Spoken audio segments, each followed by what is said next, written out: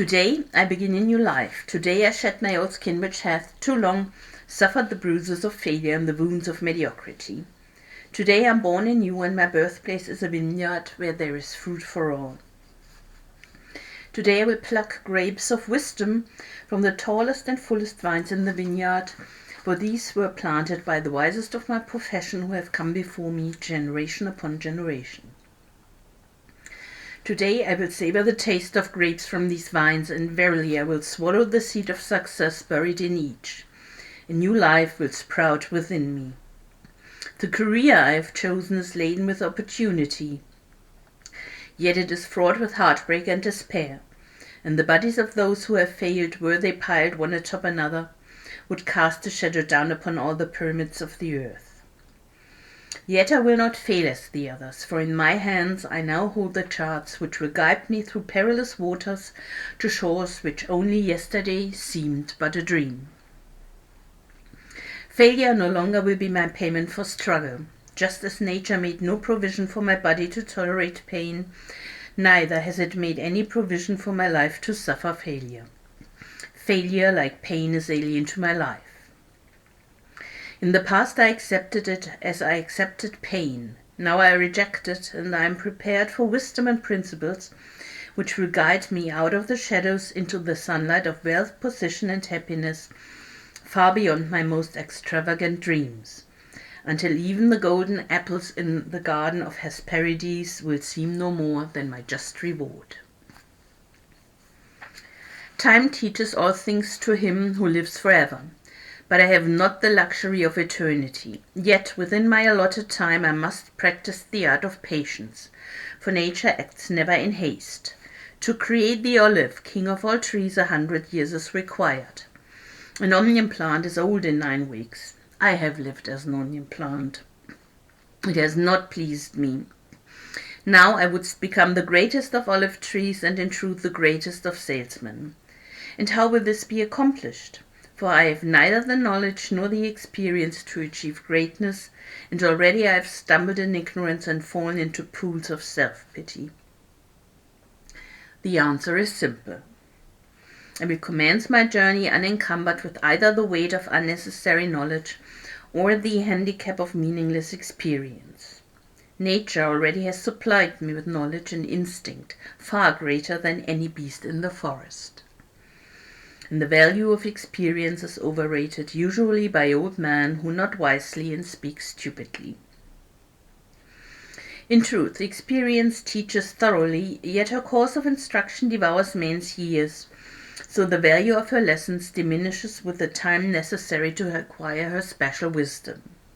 The end finds it wasted on dead men. Furthermore, experience is comparable to fashion. An action that proved successful today will be unworkable and impractical tomorrow. Only principles endure, and these I now possess, for the laws that will lead me to greatness are contained in the words of these scrolls. What they will teach me is more to prevent failure than to gain success. For what is success other than a state of mind? Which two among 1,000 wise men will define success in the same words? Yet failure is always described but one way. Failure is man's inability to reach his goals in life, whatever they may be. In truth, the only difference between those who have failed and those who have succeeded lies in the difference of their habits. Good habits are the key to all success. Bad habits are the unlocked door to failure. Thus the first law I will obey, which precedeth all others, is, I will form good habits and become their slave. As a child I was slave to my impulses. Now I am slave to my habits, as are all grown men. I have surrendered my free will to the years of accumulated habits, and the past deeds of my life have already marked out a path which threatens to imprison my future. My actions are ruled by appetite, passion, prejudice, greed, love, fear, environment, habit, and the worst of these tyrants is habit. Therefore, if I must be a slave to habit, let me be a slave to good habits. My bad habits must be destroyed and new furrows prepared for good seed. I will form good habits and become their slave. And how will I accomplish this difficult feat? Through these scrolls it will be done. For each scroll contains a principle which will drive a bad habit from my life and replace it with one which will bring me closer to success. For it is another of nature's laws that only a habit can subdue another habit. So in order for these written words to perform their chosen task, I must discipline myself with the first of my new habits, which is as follows. I will read each scroll for 30 days in this prescribed manner before I proceed to the next scroll. First, I will read the words in silence when I arise. Then I will read the words in silence after I have partaken of my midday meal. Last, I will read the words again just before I retire at day's end. And most important, on this occasion, I will read the words aloud. On the next day, I will repeat this procedure, and I will continue in like manner for 30 days. Then I will turn to the next scroll and repeat this procedure for another 30 days. I will continue in this manner until I have lived with each scroll for 30 days, and my reading has become habit. And what will be accomplished with this habit? Herein lies the hidden secret of all men's accomplishments. As I repeat the words daily, they will soon become a part of my active mind, but more important, they will also seep into my other mind, that mysterious source which never sleeps, which creates my dreams and often makes me act in ways I do not comprehend. As the words of these scrolls are consumed by my mysterious mind, I will begin to awake each morning with a vitality I have never known before. My vigor will increase, my enthusiasm will rise, my desire to meet the world will overcome every fear I once knew at sunrise.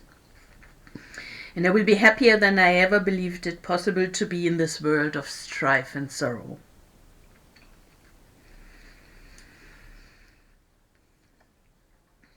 Eventually, I will find myself reacting to all situations which confront me as I was commanded in the scrolls to react.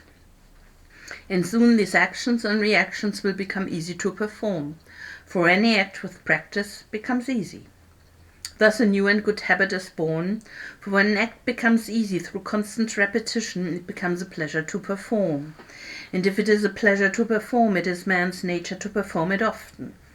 When I perform it often, it becomes a habit. And I become its slave, and since it is a good habit, this is my will. Today I begin a new life, and I make a solemn oath to myself that nothing will retard my new life's growth.